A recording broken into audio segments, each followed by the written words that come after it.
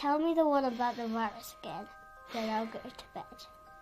But my boy, you're growing weary, sleepy thoughts about your head. Please, that one's my favourite. I promise just once more. Okay, snuggle down, my boy, though I know you know full well. The story starts before then, in a world I once would dwell. It was a world of waste and wonder, of poverty and plenty, back before we understood why hindsight's 2020.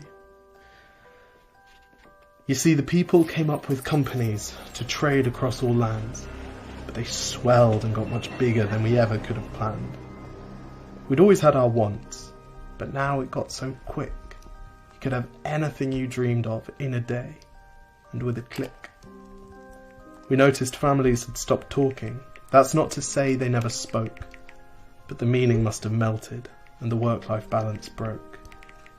And the children's eyes grew squarer, and every toddler had a phone.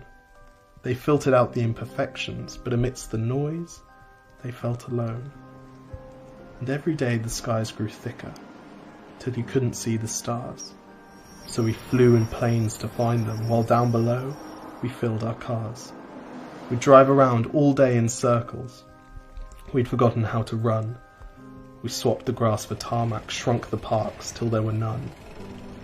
We filled the sea with plastic, because our waste was never capped, until each day when you went fishing you'd pull them out, already wrapped. And while we drank and smoked and gambled, our leaders taught us why. It's best to not upset the lobbies.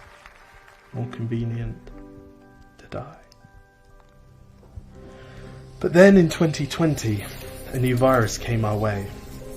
The governments reacted and told us all to hide away. But while we all were hidden, amidst the fear and all the while, the people dusted off their instincts. They remembered how to smile. They started clapping to say thank you and calling up their mums. And while the car keys gathered dust, they would look forward to their runs. And with the skies less full of voyagers, the earth began to breathe, and the beaches bore new wildlife that scuttled off into the seas. Some people started dancing, some were singing, some were baking. We'd grown so used to bad news, but some good news was in the making.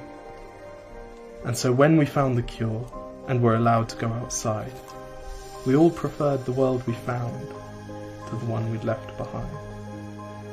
Old habits became extinct, and they made way for the new, and every simple act of kindness was now given its due.